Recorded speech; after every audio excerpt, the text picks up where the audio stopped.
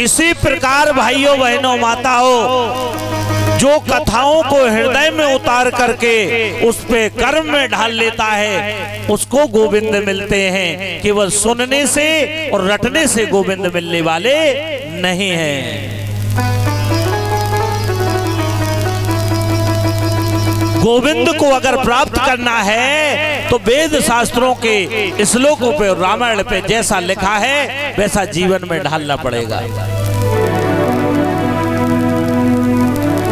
इसलिए आपको कथा में कल भगवान श्री कृष्ण का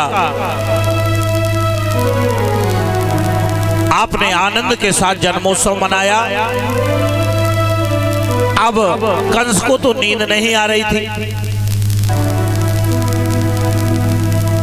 सुबह पहरेदार जैसे ही पहुंचे तो कंस तो रात भर जागता रहा।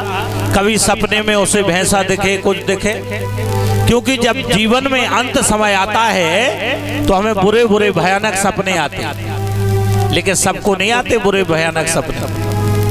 जो भगवान के कीर्तन करता है, भजन करता है, जो चतुर्श्लोकी भागवत के ज्ञान को जानता है, उसे अच्छे सपने आते हैं। भगवान के पार्षद आते हैं, उसके पास बांसुरी बजती है, उसके पास शांति होती है। जैसे ही कंस के दुर्गुणी था, जैसे ही कंस के पास पहरेदार पहुंचे, बोले महाराज देवकी के 8वां पुत्र हो चुका है।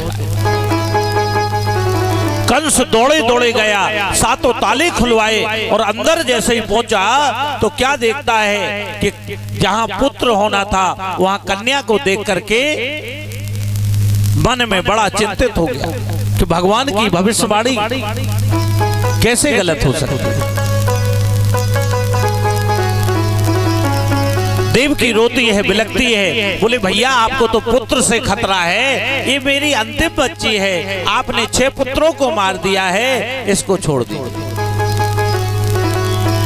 लेकिन उसको नहीं छोड़ता है, उस कन्या को लाया और जिस प्रकार से 6 पुत्रों को मारा था उसी प्रकार पैर पकड़ा और 7 परिक्रमा सिर के ऊपर से लगाई और जैसे ही पत्थर पर पटकना चाहा वो हाथ से छूट करके आकाश में पहुंच गई। अष्टभुजा रूप धारण कर लिया। बोले अरे मूर्ख, जिसे तू मारना चाहता है वो तो सारे ब्रज में आ चुका है, तेरा काल तो संसार में आ चुका है। कंस कहता है अरे माँ ये और बता दो वो कहां पर है। बोले ये नहीं बताऊंगी, लेकिन तुझे मारने वाला संसार में जन्म ले चुका है। उसी समय से अष्टभुजा जो है भगवान ने वो योग माया है, और उसी दिन से उनको कल्याणी, योग माया, अष्टभुजा, अम्बे, चंडिका अनेक नामों से उनको जाना गया। यहाँ जैसे ही कंस ने सुना कि हमारा काल आ चुका है, उसने मीटिंग बुलाई, अपने चाणूर, मुष्टक आदि जितने मंत्री थे सबको बुलाया। इधर वो बुला रहे हैं, लेकिन जैसे ही सुबह ब्रज में गोकुल में जैसे ही सुबह हुई तो देखा कि नंद बाबा के यहाँ पर लल्ला हुआ है। जिसको भी पता चले तो दौड़े दौड़े अपना बधाई देने के लिए नंद बाबा के यहाँ पर उपस्थित हो जाए।